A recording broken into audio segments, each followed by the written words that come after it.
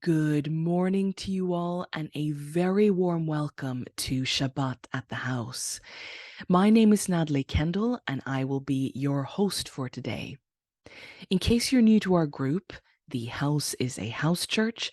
We often get together on Saturdays for an event called Shabbat at the house, during which we celebrate Shabbat together. This is the first Shabbat in the month of December this year. Here we've already had pretty cold temperatures and a good deal of snow. But whatever the weather is like where you are, we hope that you can feel some coziness with us this morning as we share music, thoughts, and we explore a story found in Matthew 18. All that and more coming up. Let's start off with just a few bits of information. Please feel free to subscribe to this, our official YouTube channel.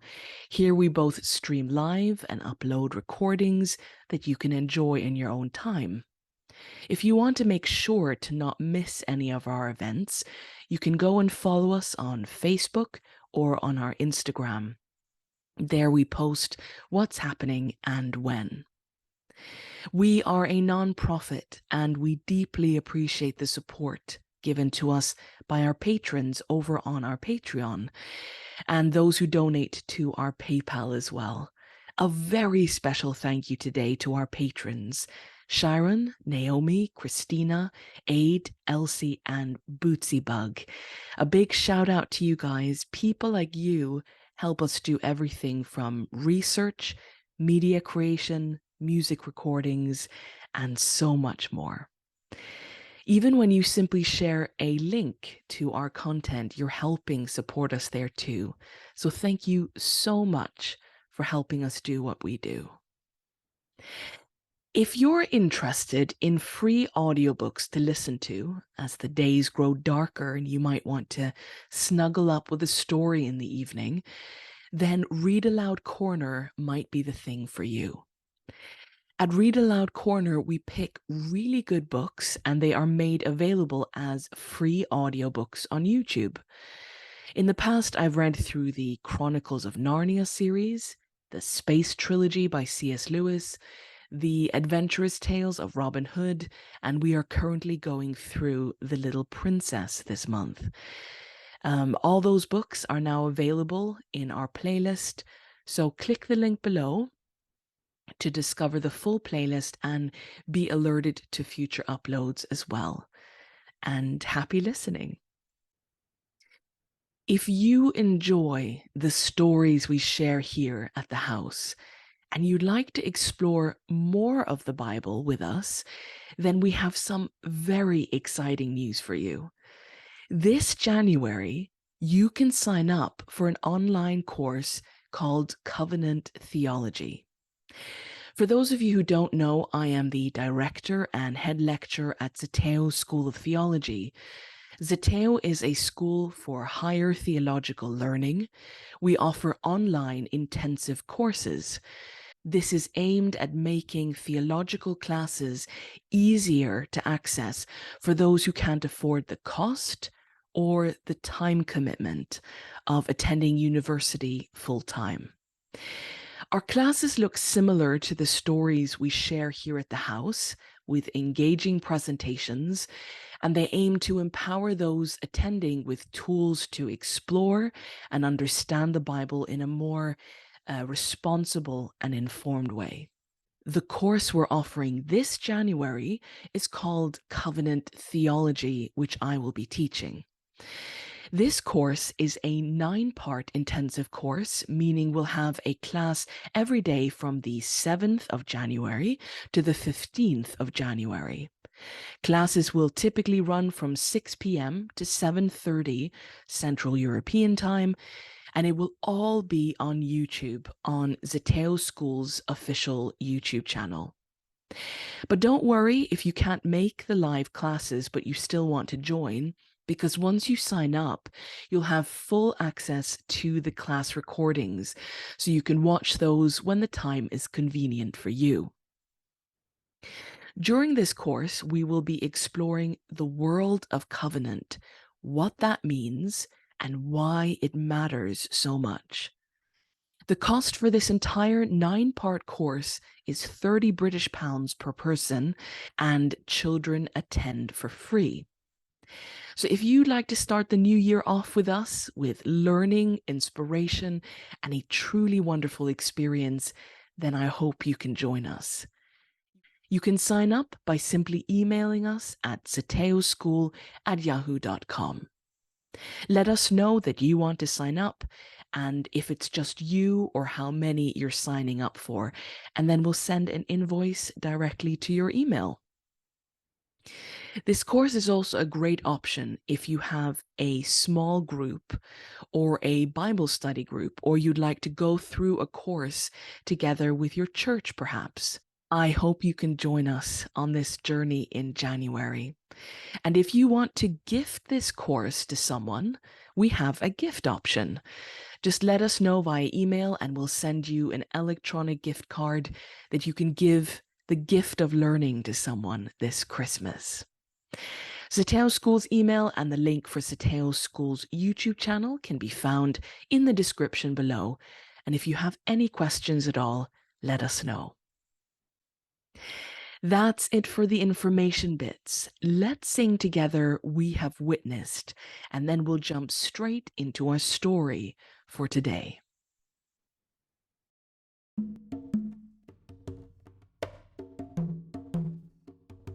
Can you see a man with dusty sandals walking down our dirt roads, and he leaves healing in his wake? Did you see? I heard he touched a leper and cooled a burning fever. Did you see?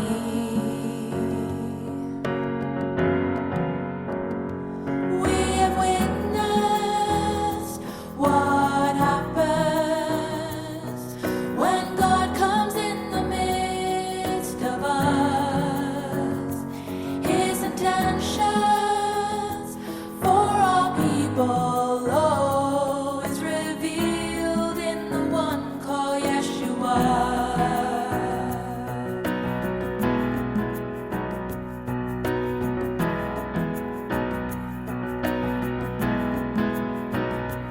Did you hear the words he spoke with passion? Fed the hungry masses, and he brings gospel in each breath. And did you feel stir the hearts within us, gave the lost purpose? Did you see?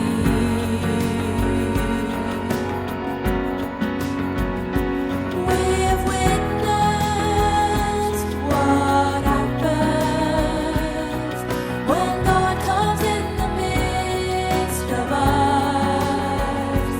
His intentions for all people, oh, is revealed in the one called Yeshua.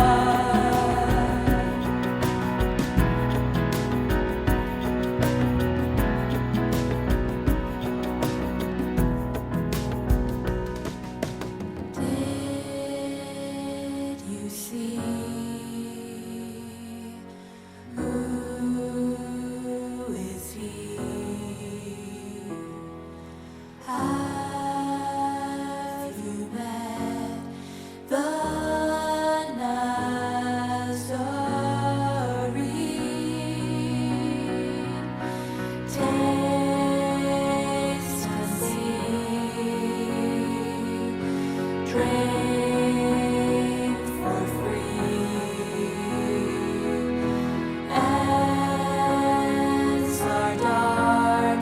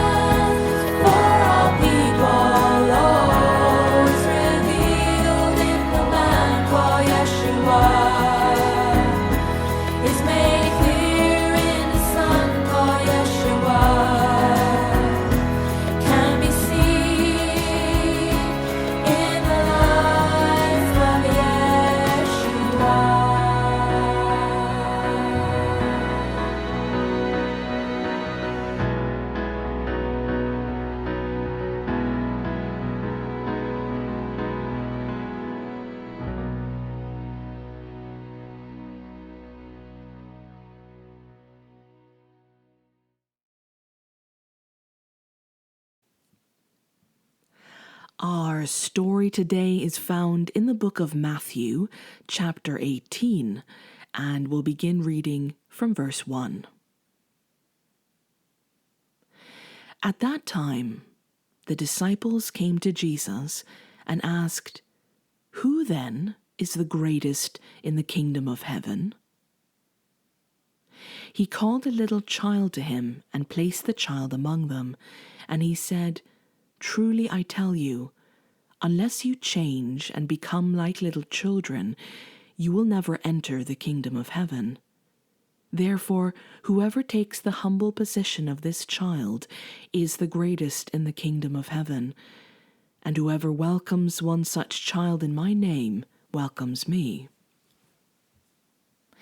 So, let us set the scene.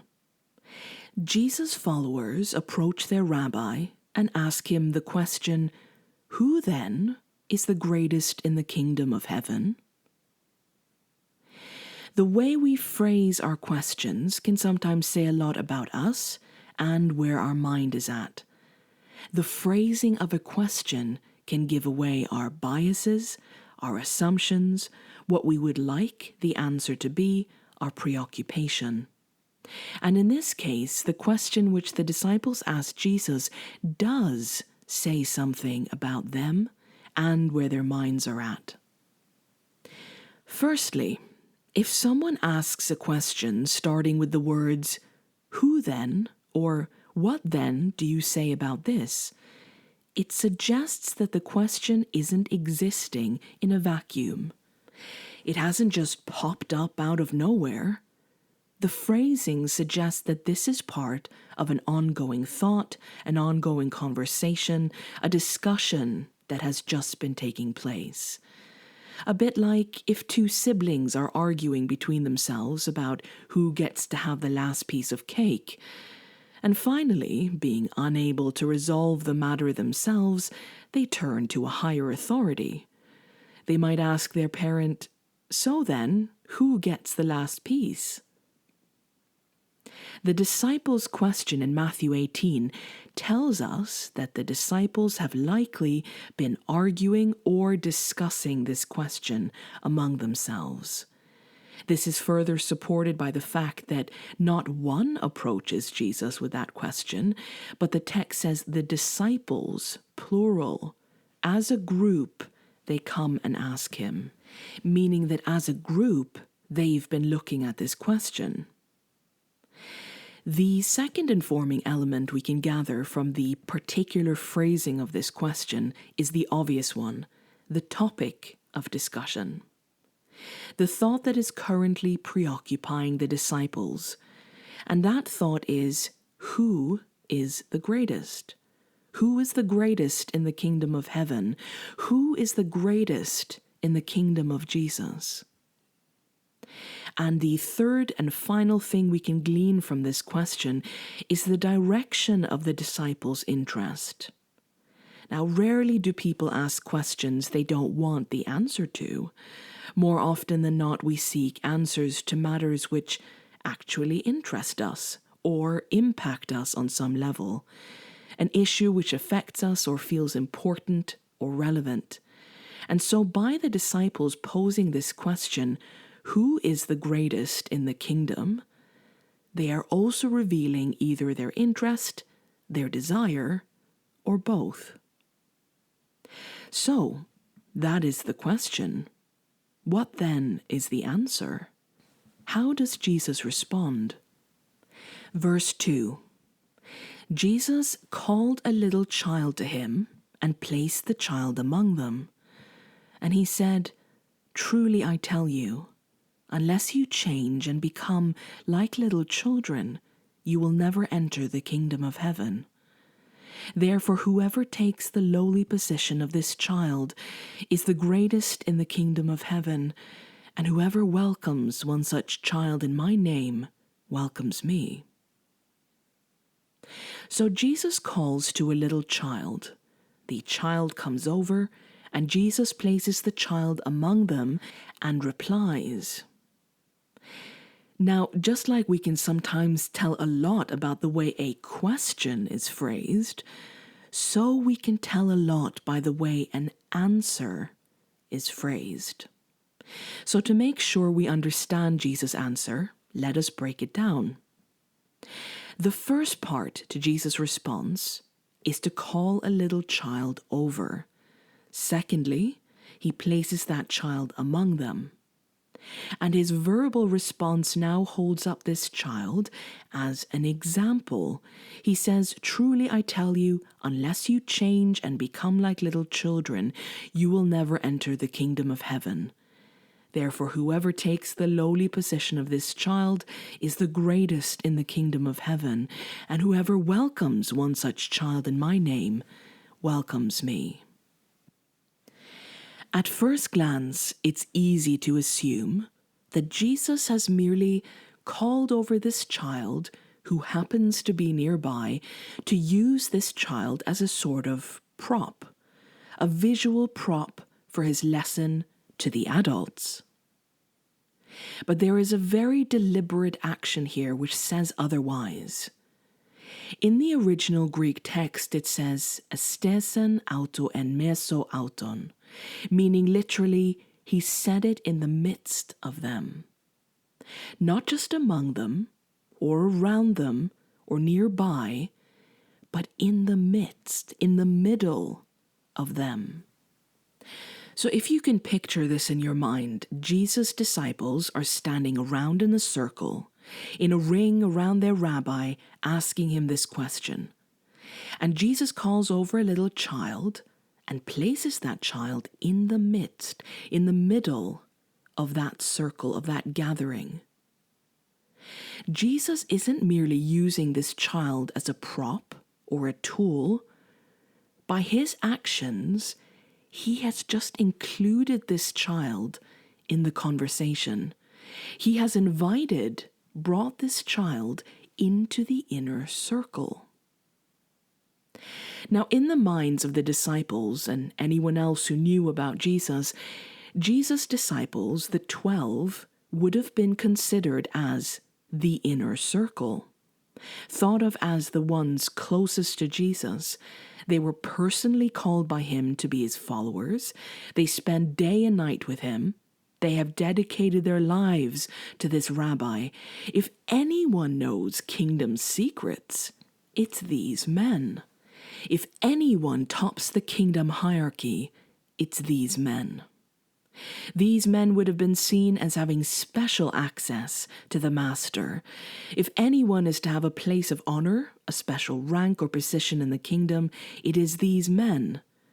And these men have clearly been arguing about which of them gets to be the best of the best.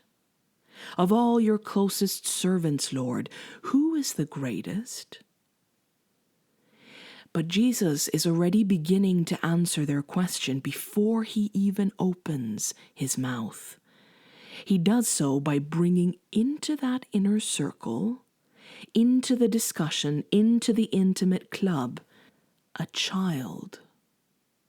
This child isn't a mere visual tool. Jesus, in that moment, is elevating this child, including the child in the circle of close friends to Jesus, meaning this child is equal to all the adult disciples. Jesus doesn't honor these men, but this child. And if there is any doubt about this being what he's doing, he then speaks and says, "Unless you, all of you who are standing around me in this circle, change and become like little children, you will never enter the kingdom of heaven." The disciples wanted to know which of them would be the greatest in the kingdom, but Jesus turns their question on its head. He completely reframes the whole matter. Unless you change and become like little children. He doesn't say, unless you change, you won't be the greatest in the kingdom. No, you won't even enter the kingdom of heaven. Jesus has just completely shifted the entire focus. The disciples have been concerned about their position, their rank in the kingdom, but suddenly it's no longer about being the greatest. Now it's about even entering the kingdom. The disciples were thinking, which rank will I hold? And now they're being asked, will you even be a part of it? Here Jesus is contrasting two things, the disciples and this child, or children. The disciples' current state of heart and mind versus children and followers who are humble like children. Children are held up as the opposite of how the disciples were thinking and behaving. And notice Jesus said, unless you change and become like little children, you will never enter the kingdom of heaven. The word in Greek here for change is actually strafete, which means to twist, turn quite around, or reverse. This is not a little attitude tweak we're talking about.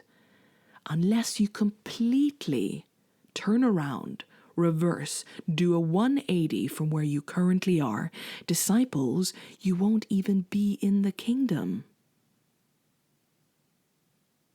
Verse 4. Therefore, whoever takes the lowly position of this child is the greatest in the kingdom of heaven. The Greek actually says, whoever therefore will humble himself as this, the little child, is the greatest in the kingdom of the heavens. Now, based on things like our culture, our age, our upbringing, our personal outlook, the way we view children can vary a lot. Some were brought up by parents who hailed from the Victorian era, and so they have applied the children should be seen and not heard approach to their own parenting. Others see children as gifts or signs of God's blessing. Others see children as little lumps of clay, there for us to mold and fashion as we see fit, often into our own image. Some see children as opportunities for success or to achieve things we never could when we were young.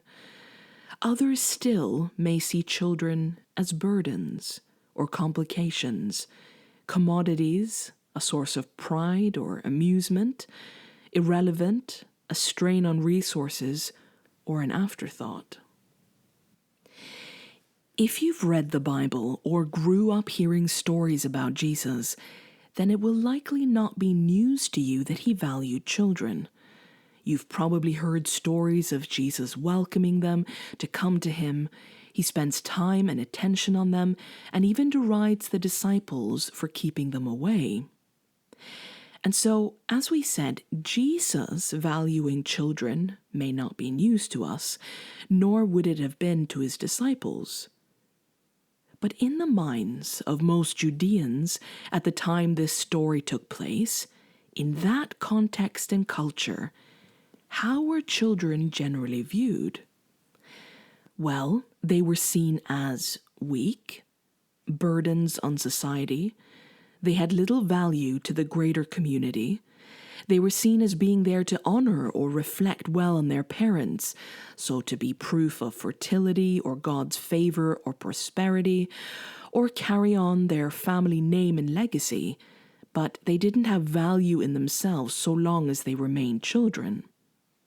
They were lowly ranked in both family and societal systems.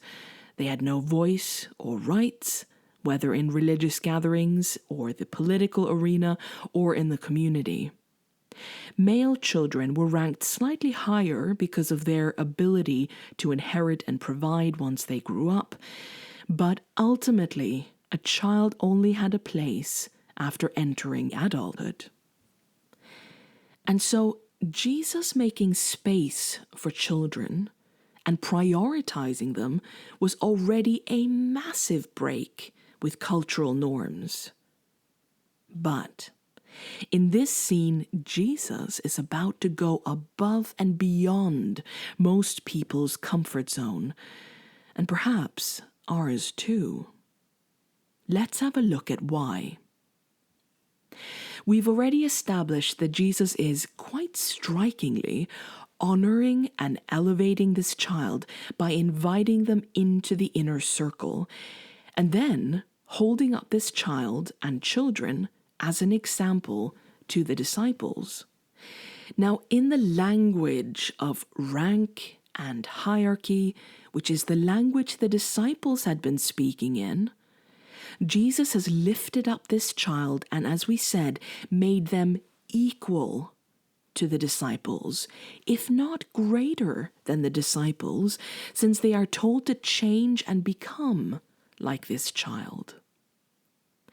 That's the first big bomb Jesus drops. This child is equal to all of you grown men, friends, confidants, and followers of Jesus.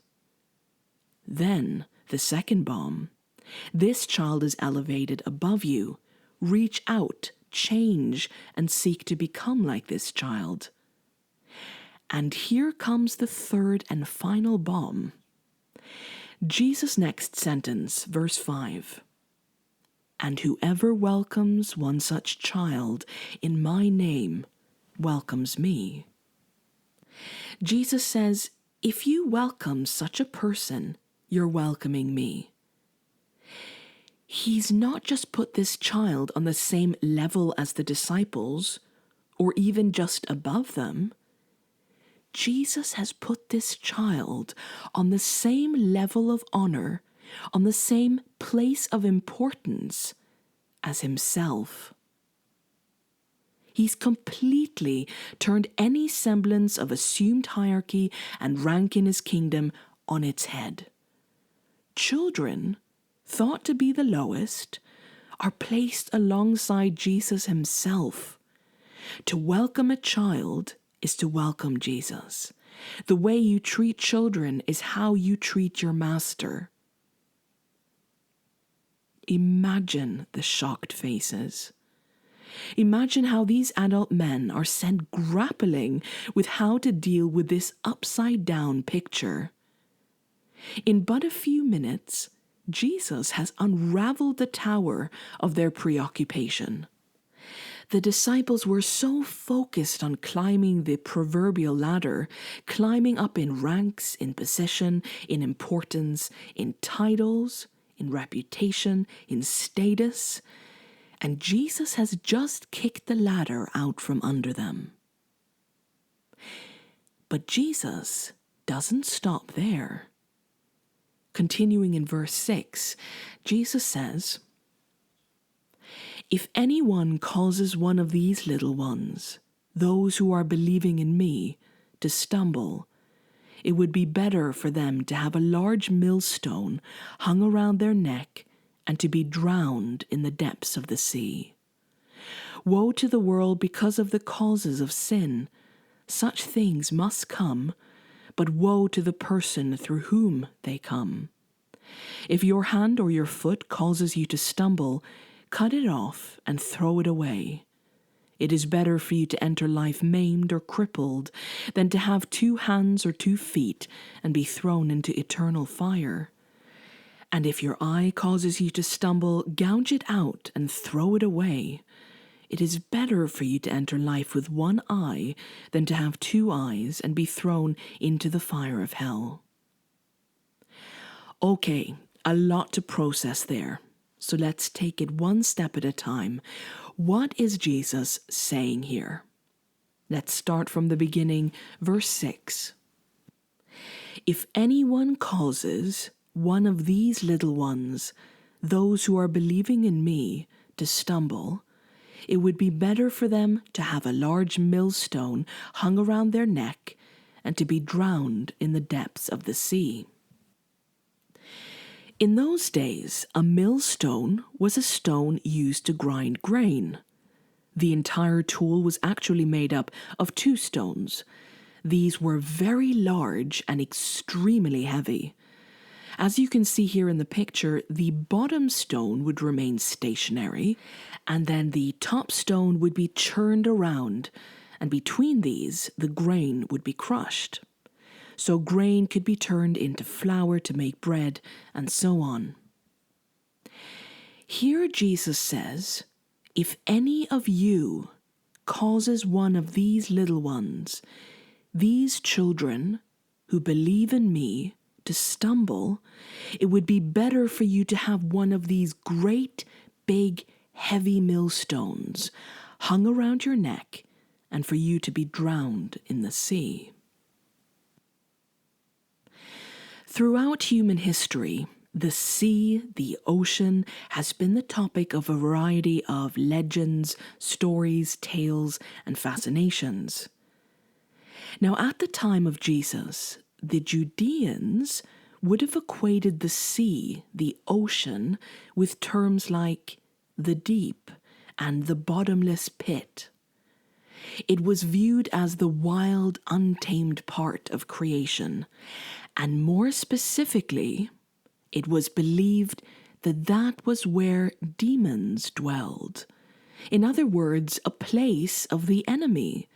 The sea was a place away from God. Below the sea was viewed as a sort of forgotten, cast out, deep pit of a place, and the raging waters and the monsters found below were often used in the Old Testament as a metaphor for the enemies of the Lord.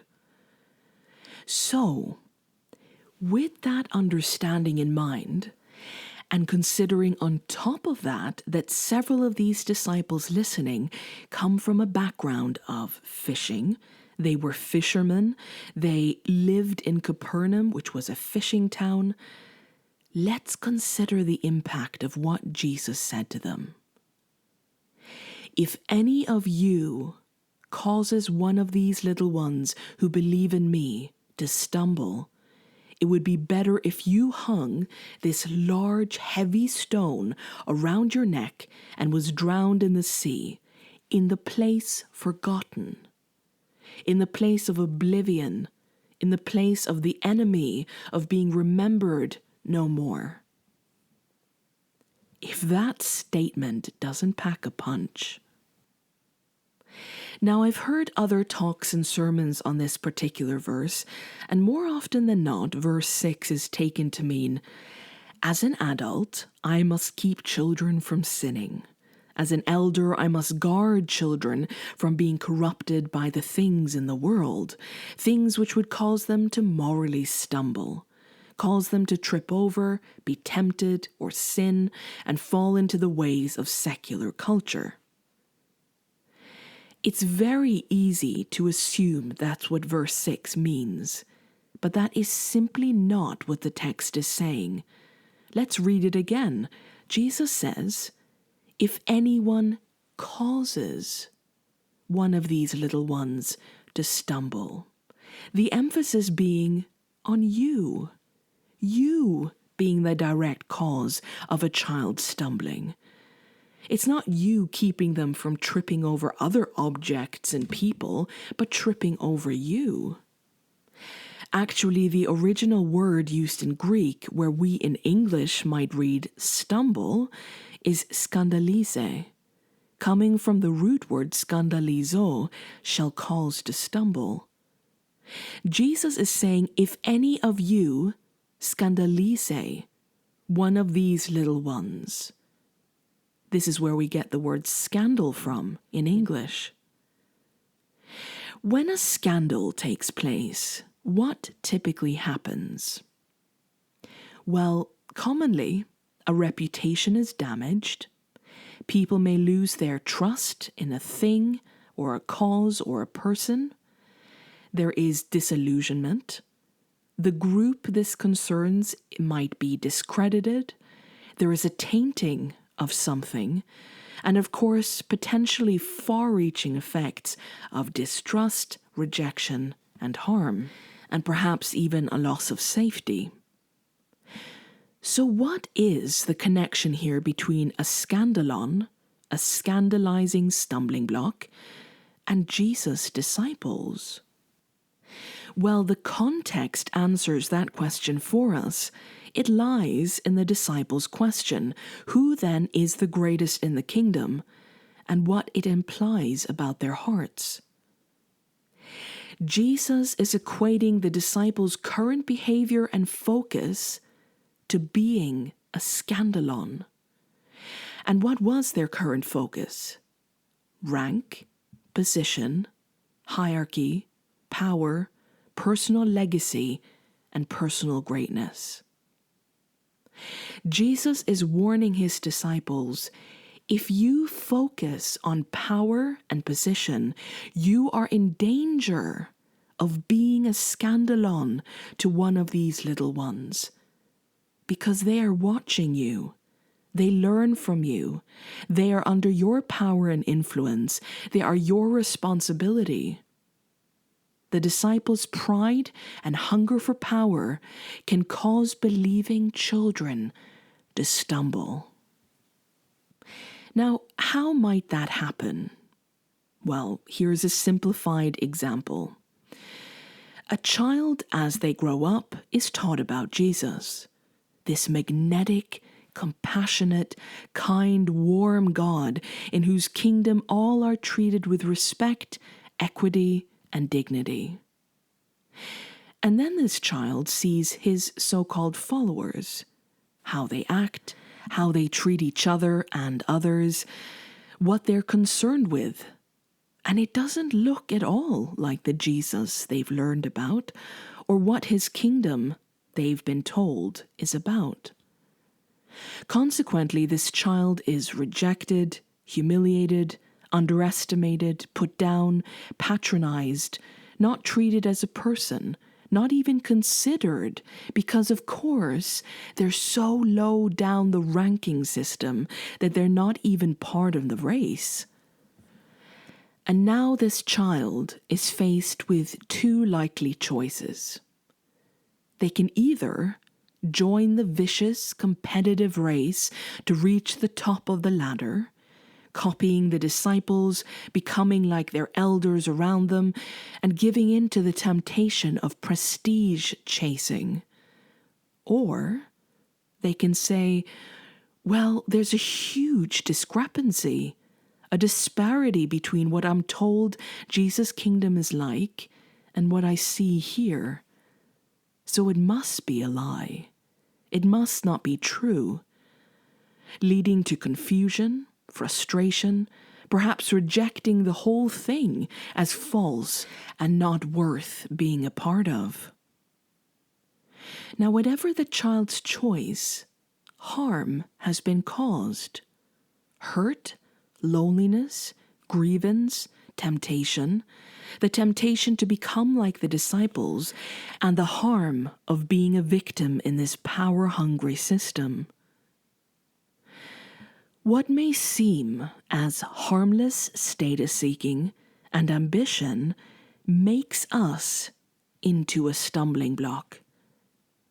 It's so serious that Jesus says you can end up making one of these little ones distrustful of the very one they're following, because they look at you, at their elders and leaders, because they're meant to, and they look at the church and the disparaging evidence between where you are and what God is like is so big that they trip over it. You discourage them, mislead them, ensnare them, either causing them to become like you, disciples, or being weighed down by confusion or leaving altogether. If we even for one moment doubt how serious Jesus takes the treatment of children, just how highly he values their protection, their treatment, his statement here in Matthew 18, verse 6, should vanquish all doubt. How much weight does the harm caused to children carry to Jesus? The weight of a millstone. So much so that he will say to his disciples, the inner circle of his friends, better that you tie a millstone around your neck and drown in the sea than cause my little ones harm. Jesus is deadly serious about it. To him, children are not second-class citizens. They are not afterthoughts or acceptable collateral damage in the scramble for power. Now, a likely response from some adults at this point might be, well, none of us are perfect. We adults who follow Jesus can't avoid making mistakes. They should be looking at Christ, not at the church, not at Christians. We're not perfect. It's not about being perfect. Jesus wasn't talking about perfection. It's about being humble, humbling oneself. Jesus held up the child in their midst as the opposite to their stumbling block causing behavior. Whoever takes the lowly position of this child is the greatest in the kingdom, unless you change and become like little children. Humble yourselves instead of elevating yourselves. Becoming like little children isn't referring to childishness. It's not Jesus asking his followers to exhibit immaturity or to regress, but it's about childlikeness, specifically the humility of children. The humility which cares more about just being next to Jesus than caring about a rank. When that child came over, as Jesus called, do you imagine they were thinking, I wonder who I'm better than among these disciples? I wonder who's above and who's below me? Or do you think that child was simply happy to be called by Jesus because they would get to be near him? The humility of children causes generosity and inclusion and sharing, while vying for a higher position also means pushing others down. It means dividing those in his kingdom in terms of class, division, status, importance. Pride makes us want to make it. Humility makes me want everyone to make it. Humility causes us to admit the truth, to be honest about our imperfections. Humility is not tying our identity and value to rank or public praise or superiority. Jesus carried on, saying in verse 7, Woe to the world because of the things that cause people to stumble. Such things must come, but woe to the person through whom they come. Meaning, yes, this world is full of things that cause people to stumble. This world is full of power hungriness and pride, oppression, abuse, backbiting, and dominance. But don't you be the person through whom that stumbling block comes. You disciples, don't be the source of what causes these little ones to trip. Verse 8. If your hand or your foot causes you to stumble, cut it off and throw it away. It is better for you to enter life maimed or crippled than to have 2 hands or 2 feet and be thrown into eternal fire. And if your eye causes you to stumble, gouge it out and throw it away. It is better for you to enter life with 1 eye than to have 2 eyes and be thrown into the fire of hell. Again, verse 8 and 9 are commonly misunderstood verses. They are often ripped out of their context and typically have been used as a warning against things like lust and material attachments. So many have taken Jesus to mean remove the things which causes you or enables your sin. But is lust or material things the context for this verse? Is Jesus telling his followers to self-mutilate and amputate their limbs to keep from sinning? No. We are all sinners. If we could stop sinning by either metaphorically removing the parts of us that we think we sin with, or to physically remove the parts of us that are thought to cause sin, then we'd hardly need a savior, would we? We could just amputate our limbs, or remove ourselves from society and every tempting element we can think of. We can just tie our hands behind our backs and be hermit amputees living somewhere in a cave all alone. But that's not how sin works, and it wouldn't solve the problem of the harm we cause. So what then is Jesus saying here? Well, it's all tied to rank and status. Because at the bottom of the food chain, along with children, were the disabled, the maimed, those missing limbs, the blind.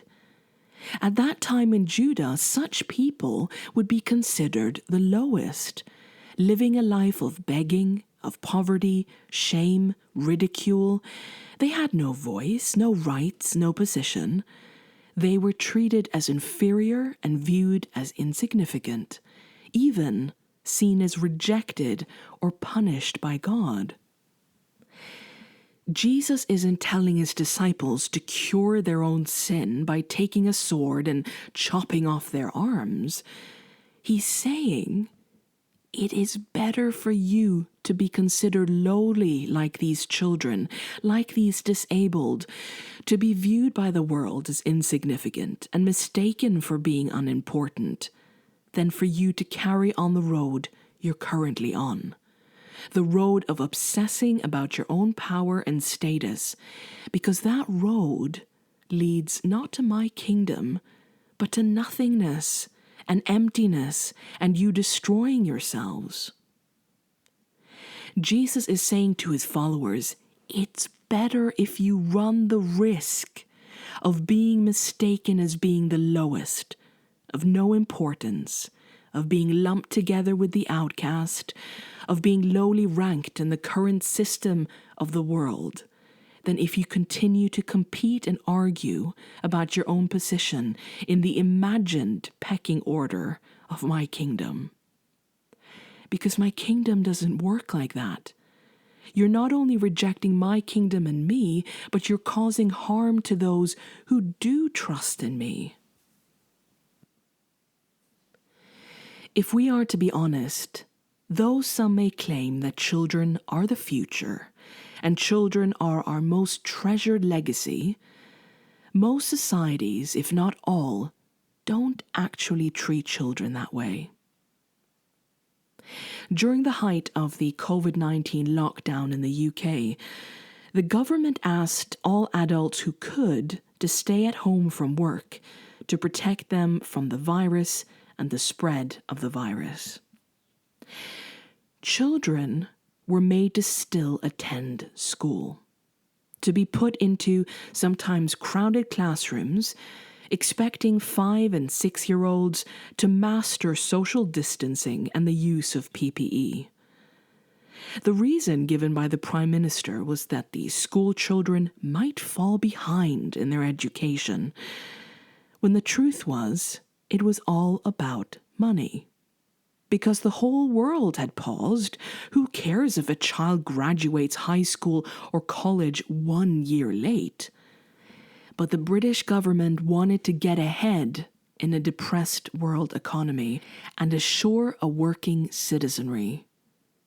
And so be it if a few thousand children had to die for that to happen.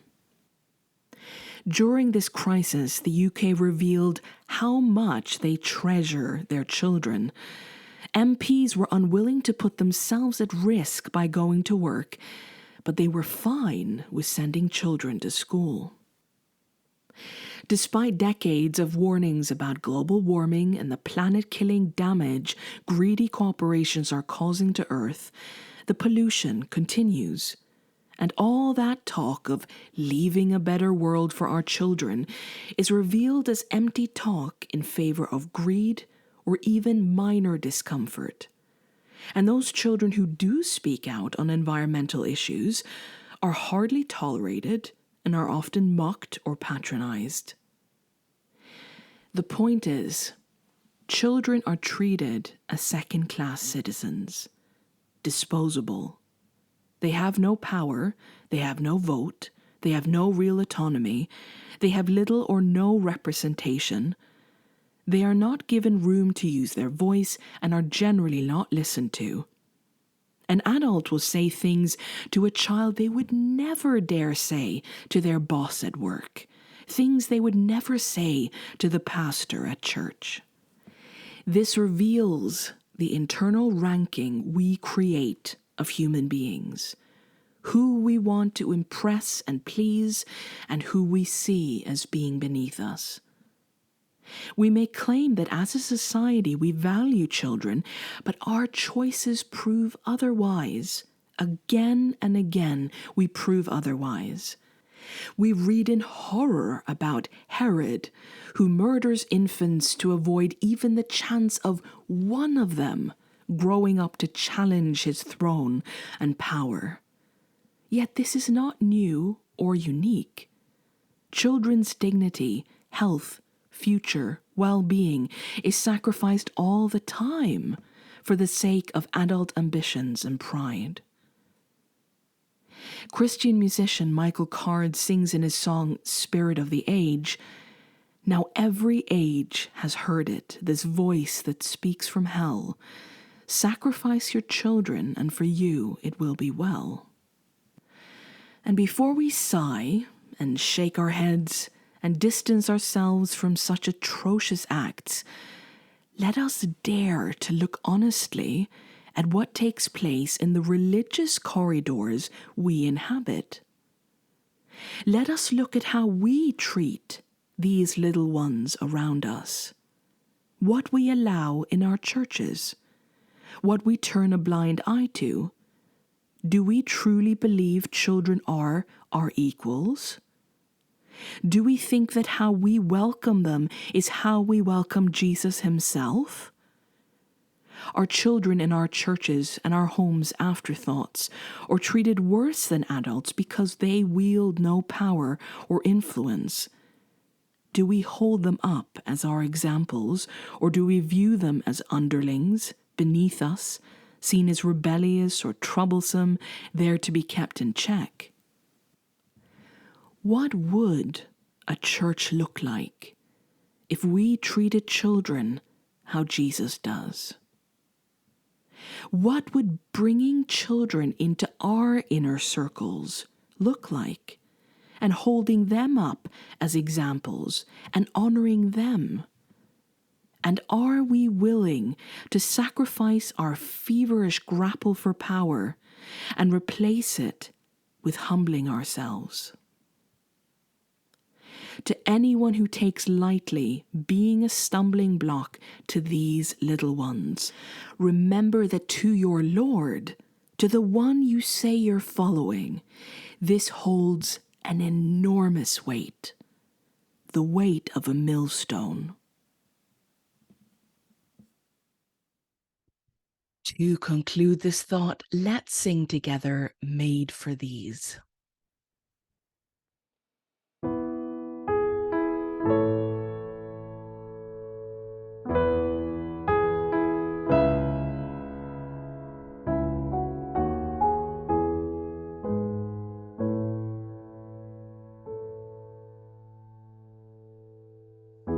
Some disciples asked the Lord, "Who's the greatest among us?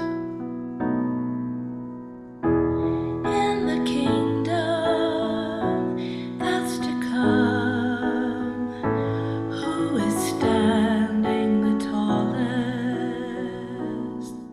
And Jesus called a little child, placed it before their foolish eyes. The kingdom of God is made for these. Change and become like a child. Enter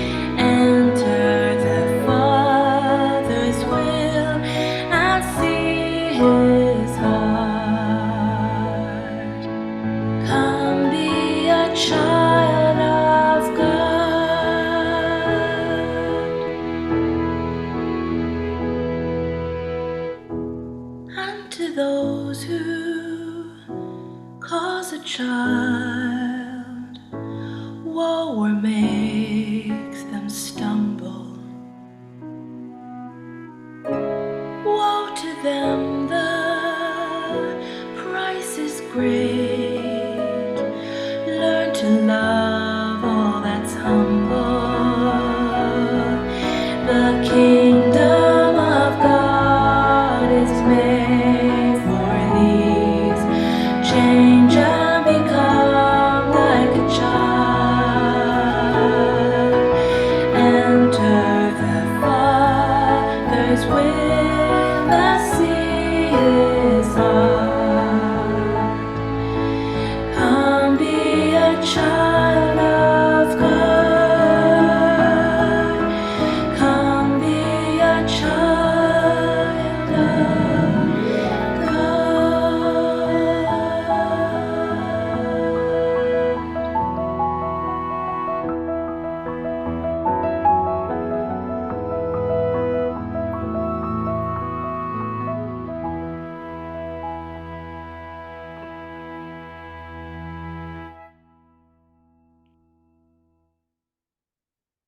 God beyond our man-made hierarchies. Lord, whose kingdom is the right way up, when our systems and thinking are the real upside-down, crooked picture. Please forgive us. Please forgive us for the harm we do, for our individual and corporate sins against these human beings who you so love and so deeply value, against your children. We are blind, often blinded by pride, arrogance, our sense of superiority, our insecurities, our craving to climb the various status ladders which occupy our families, our communities, our churches, or workplaces. We want to be seen as important, missing the truth that we already are. We already are important to you. And we don't have to push others down or pretend that ranking people will make us feel better or more secure. We don't understand the true depth of our crimes or the true breadth of the harm we systematically cause to children or anyone who believes in you. We recognize now together that the first step is honesty and taking responsibility, not pretending like our actions don't have consequences, but openly listening to what you're saying and being truthful about the part which we play. I'd like to pray for everyone here today, whatever age they might be, whatever position or status they may be perceived to hold in their society. Let your Spirit change the hearts of all who are willing today. Open our hearts to the truth and let us humble ourselves like children. Give us the courage to leave behind the habits, the traditions, the cultural norms, the family patterns which may be so normalized to us, but which hurt our children and hurt us too. Let us be willing to deconstruct learned behaviors. Let us be willing to be mistaken for being foolish or unimportant for the sake of refusing the power games around us. Let us be brave enough to give children space, to prioritize them, respect them, treat them with dignity, give them a platform, to empower them, encourage them, accept them as they are. Not as injections for our ego, but as human beings, because they are human beings, and they are the greatest in your kingdom. Let us be willing to learn emotional intelligence, to learn gentle parenting, to learn good listening skills, to learn how to be better allies to children and the other marginalized people around us. And most importantly, to get out of the way, if nothing else than to get out of the way of their coming to you, of them trusting in you and following you. Let us begin taking the damage done by our infighting, our power hunger seriously, because our children are watching and learning, and our hearts are revealed. May your shalom and your humility move us. May your kindness change us. And may your compassion forgive us. In Jesus' name, let it be so.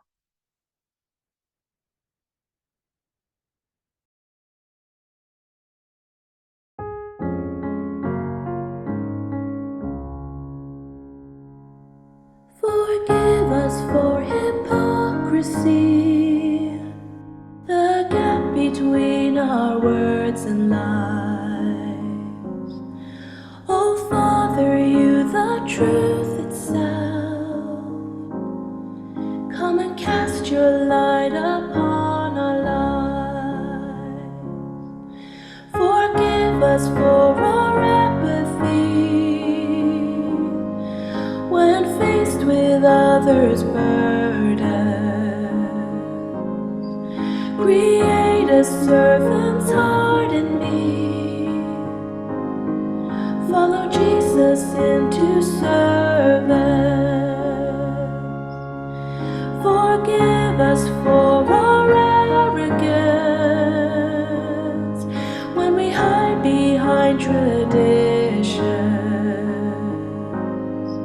Come wash our false entitlement with a spirit of humility. Forgive us for unwillingness, for the times we don't respond to you. Oh, thank you for your patient love, where we always find forgiveness.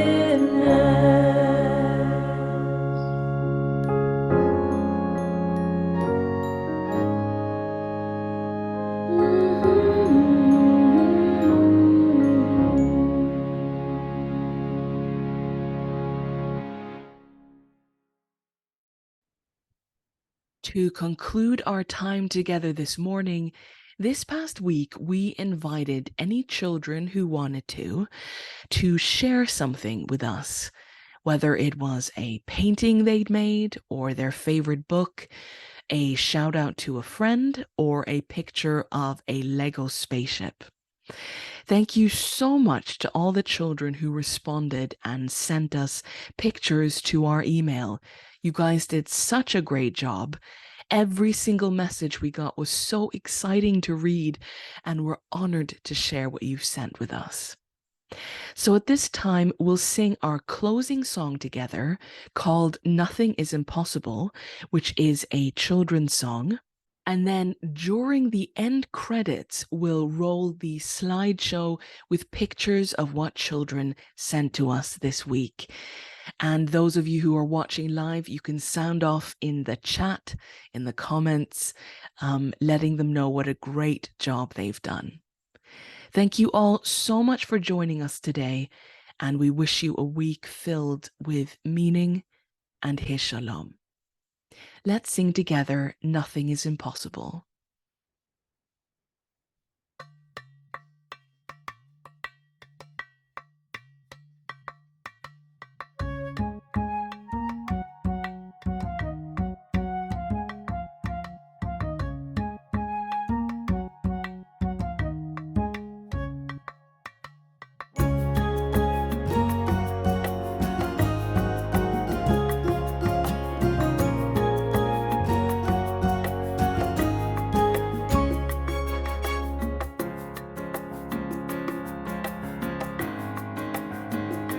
When she heard that God had promised them a baby boy, Sarah couldn't help but laugh. Did she was too old. But to Abraham, God had promised children like the stars. And he asked her, is there anything that is too hard for the Lord? He who made the earth, is anything too hard for him? You may face the highest wall, but when problems come to God, nothing is impossible.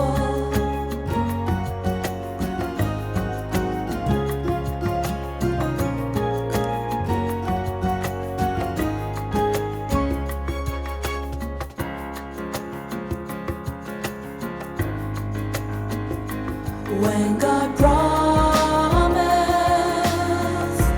he delivered them from Pharaoh's hand. The people felt a twinge of doubt. Would they ever leave that land? But before the sea, as it opened by his very breath, the I Am had brought their slavery and their bondage to an end. He who made the earth, is anything too hard for him? You may face the highest wall, but when problems come to God, nothing is impossible.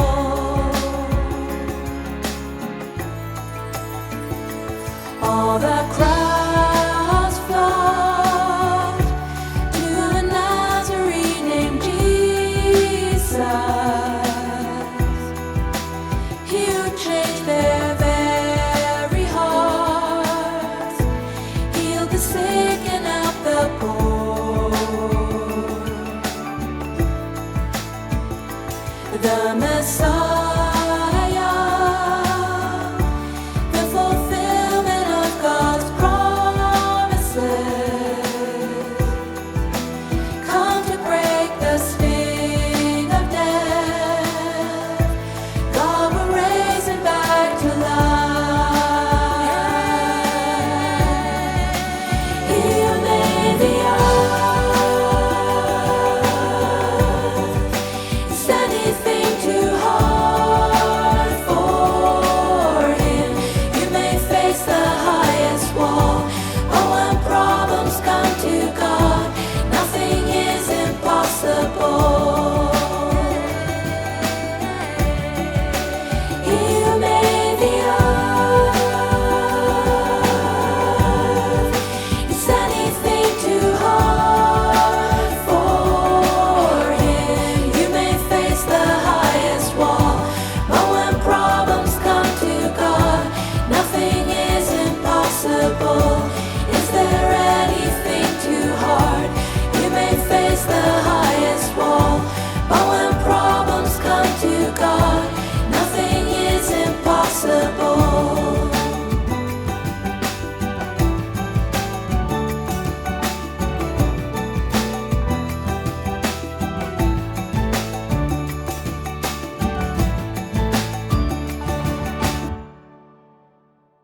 Shabbat Shalom. See you next time.